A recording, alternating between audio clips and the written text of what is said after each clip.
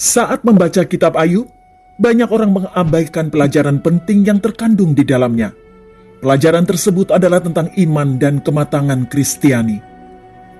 Saya yakin setelah mengetahui hal ini, Anda tidak akan menjadi orang yang sama lagi dengan Anda yang sebelumnya, jika Anda sungguh-sungguh menerapkannya dalam kehidupan Anda. Ayub 1 ayat 6 hingga 11. Pada suatu hari datanglah anak-anak Allah menghadap Tuhan, dan di antara mereka datanglah juga iblis. Maka bertanyalah Tuhan kepada iblis, "Dari mana engkau?" Lalu jawab iblis kepada Tuhan, "Dari perjalanan mengelilingi dan menjelajahi bumi." Lalu bertanyalah Tuhan kepada iblis, "Apakah engkau memperhatikan hambaku Ayub? Sebab tiada seorang pun di bumi seperti dia, yang demikian saleh dan jujur, yang takut akan Allah dan menjauhi kejahatan."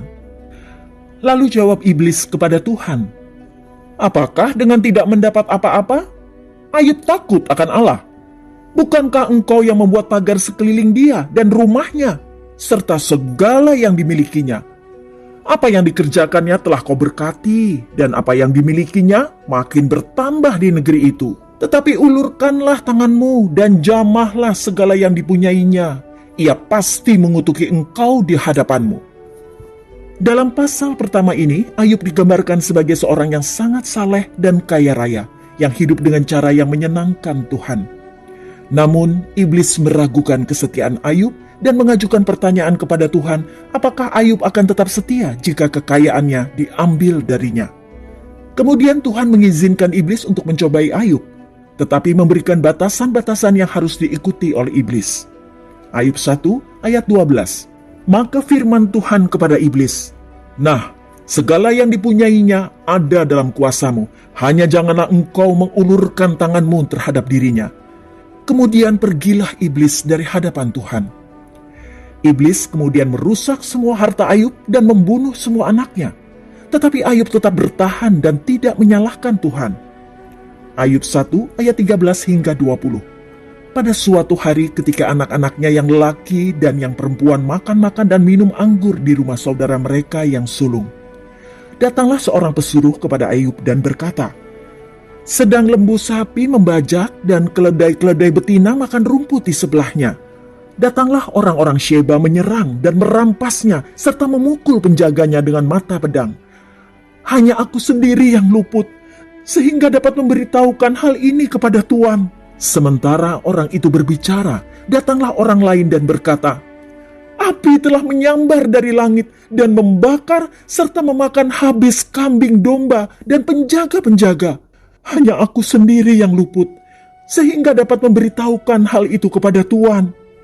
Sementara orang itu berbicara, datanglah orang lain dan berkata, "Orang-orang Kasdi membentuk 3 pasukan, lalu menyerbu unta-unta dan merampasnya, serta memukul penjaganya dengan mata pedang. Hanya aku sendiri yang luput, sehingga dapat memberitahukan hal itu kepada Tuan." Sementara orang itu berbicara, datanglah orang lain dan berkata, "Anak-anak Tuan yang lelaki dan yang perempuan sedang makan-makan dan minum anggur di rumah saudara mereka yang sulung." Maka tiba-tiba angin ribut bertiup dari seberang padang gurun. Rumah itu dilandanya pada 4 penjurunya dan roboh menimpa orang-orang muda itu, sehingga mereka mati. Hanya aku sendiri yang luput, sehingga dapat memberitahukan hal itu kepada Tuan.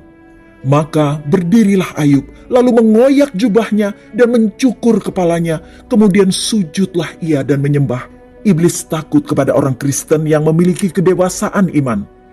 Seorang yang memiliki kedewasaan rohani berdiri teguh dengan Tuhan dan tidak mengamuk ketika Tuhan tidak mengatakan ya untuk doa-doanya.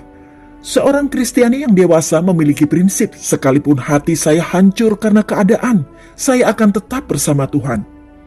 Iblis takut pada orang-orang yang memiliki kedewasaan iman karena mereka dapat bertahan teguh di sisi Tuhan, bahkan ketika permohonan doa mereka tidak terjawab. Iman Kristiani sejati bukanlah tentang apa yang dapat Tuhan lakukan untuk kita, melainkan tentang siapa Tuhan sebenarnya. Iman Kristiani yang berfokus pada keuntungan pribadi atau iman yang menguntungkan tidak sesuai dengan ajaran Alkitab, karena Tuhan tidak selalu memenuhi keinginan dan permohonan kita. Sebagai orang percaya yang matang, kita harus tetap teguh dalam iman, bahkan ketika kita berada dalam situasi sulit dan menyedihkan. Tuhan tidak pernah meninggalkan kita, dan kita harus terus memuliakan dan memuji Dia. Ayub 1 ayat 21 hingga 23. Maka berdirilah Ayub, lalu mengoyak jubahnya dan mencukur kepalanya, kemudian sujudlah ia dan menyembah.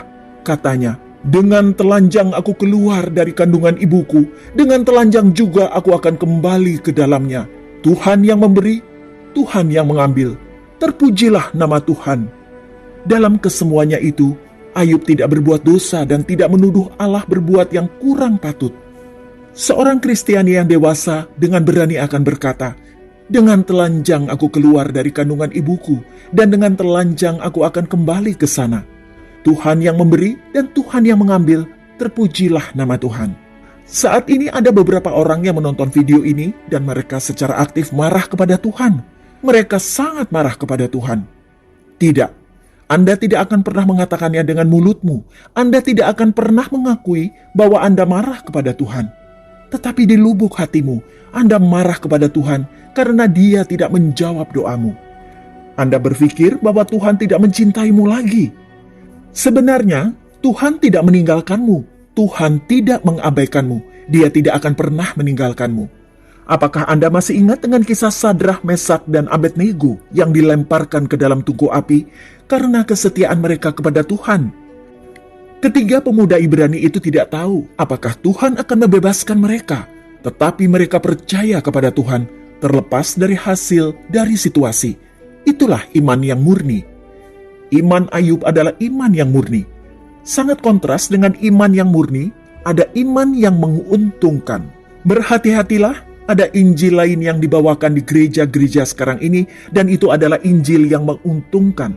Dalam arti bahwa orang tidak lagi datang kepada Tuhan karena siapa dia, melainkan mereka datang kepada Tuhan karena apa yang bisa Dia lakukan untuk hidup mereka. Itu adalah iman yang menguntungkan. Itu didasarkan pada keyakinan bahwa saya akan percaya dan mentaati Tuhan jika Dia melakukan sesuatu untuk saya. Teologi di balik iman yang menguntungkan adalah percaya kepada Tuhan dan Dia akan membuat Anda kaya. Teologi di balik iman yang menguntungkan adalah percaya kepada Tuhan dan Dia akan membuat Anda 100% sehat. Teologi di balik iman yang menguntungkan adalah percaya kepada Tuhan dan semua impian terliar Anda bisa menjadi kenyataan. Anda lihat, ini salah, karena sejatinya Tuhan memang bisa membuat Anda kaya. Dia memang bisa. Tuhan bisa membuatmu sehat. Dia memang bisa. Tuhan bisa membuat impian terliar Anda menjadi kenyataan. Dia memang bisa. Dia memiliki kuasa dan kemampuan untuk melakukannya. Tetapi satu, apakah Dia bersedia melakukannya? Dan dua, apakah Dia menjanjikan ini untuk semua orang percaya? Teologi yang berpusat pada iman yang menguntungkan adalah tentang apa yang dapat dilakukan Tuhan dan bukan siapa Dia. Jika Tuhan tidak menjawab doamu, apakah engkau masih percaya kepadanya? Jika Tuhan tidak menyembuhkanmu ketika engkau sakit, apakah engkau masih percaya kepadanya? Iman Alkitabiah yang sejati tidak berpusat pada apa yang Tuhan lakukan bagi Anda, melainkan siapa Tuhan itu. Karena jika Anda mengenal siapa Dia, Anda mengetahui bahwa satu-satunya Tuhan yang benar yang layak untuk dipuji dan disembah.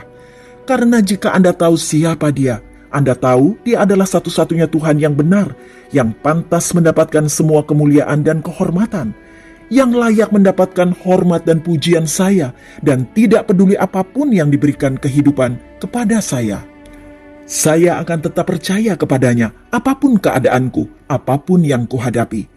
Saya akan percaya kepada Tuhan. Itulah iman dari tiga pemuda Ibrani itu. Itulah iman Ayub. Anda tahu Anda berada di pihak Tuhan. Anda tahu Anda mencintai Tuhan. Anda tahu Dia adalah detak jantung Anda. Anda tahu bahwa Anda ingin menyenangkan Dia. Ya, Anda melakukannya bahkan ketika Anda berdosa. Hatimu sakit karena semua yang ingin Anda lakukan adalah menyenangkan Dia. Dan hari ini saya ingin Anda tetap tinggal dalam hubungan Anda dengan Tuhan. Iblis mencoba menyampaikan Tuhan sebagai dewa aneh yang berjarak 1.000.000 mil jauhnya. Dia mencoba melukis gambar Tuhan sebagai dewa yang melihatmu.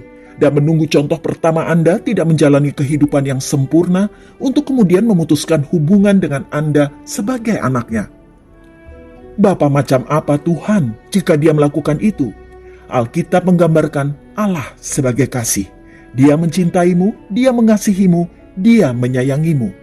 Dengarkanlah baik-baik akan hal ini. Iblis tidak dapat mengubah fakta bahwa Allah mengasihi Anda. Tetapi apa yang iblis dapat lakukan adalah upaya untuk mengubah persepsi Anda tentang Tuhan. Saya ulangi sekali lagi, dengarkan saya dengan teliti.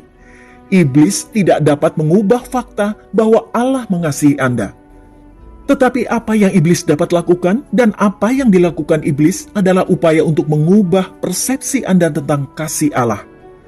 Dia berusaha membuatmu merasa bahwa suatu hari Tuhan mencintaiku dan hari berikutnya tidak. Suatu hari Tuhan mengasihiku dan hari berikutnya Dia tidak mengasihiku. Tuhan tidak seperti itu. Dia mencintaimu. Tenanglah dalam jaminan Tuhan yang penuh kuasa. Tuhan berkata kepadamu hari ini, "Aku mencintai kamu, aku mengasihi kamu, aku sayang kamu." Iblis takut pada mereka yang tahu bahwa Allah mengasihi mereka. Iblis takut pada mereka yang berjalan dengan setia dan lurus dengan Tuhan penuh kuasa. Iblis takut pada mereka yang tahu bahwa tidak ada hal negatif dalam hidup saya yang akan terjadi, kecuali Tuhan mengizinkannya terjadi pada saya. Iblis takut pada orang Kristen dewasa, orang Kristen yang dapat melewati api kehidupan dan tetap setia. Iblis takut pada mereka yang tidak cengeng. Apakah Anda tahu siapa orang Kristen yang cengeng? Orang Kristen yang cengeng adalah mereka yang ketika mendapatkan masalah, mereka mulai percaya, "Oh, Tuhan tidak mencintaiku lagi." Orang Kristen yang cengeng dan merengek bukanlah orang Kristen yang dewasa. Iblis takut pada orang Kristen dewasa. Apa itu orang Kristen yang dewasa? Orang Kristen sejati menjalani hidup dengan semboyan Ayub, dan dia berkata, "Dengan telanjang aku keluar dari kandungan ibuku, dan dengan telanjang aku akan kembali ke sana. Tuhan yang memberi dan Tuhan mengambil. Terpujilah nama Tuhan." Ketika Tuhan menjawab doaku, terpujilah nama Tuhan. Ketika Tuhan tidak menjawab doaku, terpujilah nama Tuhan. Ketika Tuhan memberi saya apa yang saya miliki, terpujilah nama Tuhan. Ketika Tuhan mengizinkan hal-hal negatif terjadi dalam hidup saya, terpujilah nama Tuhan. Ketika Tuhan melindungiku dari hal-hal negatif, terpujilah nama Tuhan. Orang Kristen yang dewasa menjauhi kejahatan, seperti Ayub. Dia menjalani kehidupan yang melawan kejahatan. Dia berusaha hidup suci di hadapan Tuhan. Itulah kekristenan yang dewasa. Mata orang Kristen dewasa tertuju pada keabadian. Mata mereka tidak tertuju pada mereka di sini dan saat ini. Mereka memahami bahwa bahkan 100 tahun di bumi ini adalah setetes air di lautan dibandingkan dengan keabadian. Orang Kristen yang dewasa mengerti bahwa Tuhan mengasihi mereka. Dan Tuhan tidak akan meninggalkan mereka atau mengabaikan mereka. Alkitab dengan jelas menyatakan bahwa Tuhan tidak pernah meninggalkan umatnya. Orang Kristen dewasa memahami hal ini. Lihatlah Ayub. Dia telah kehilangan segalanya.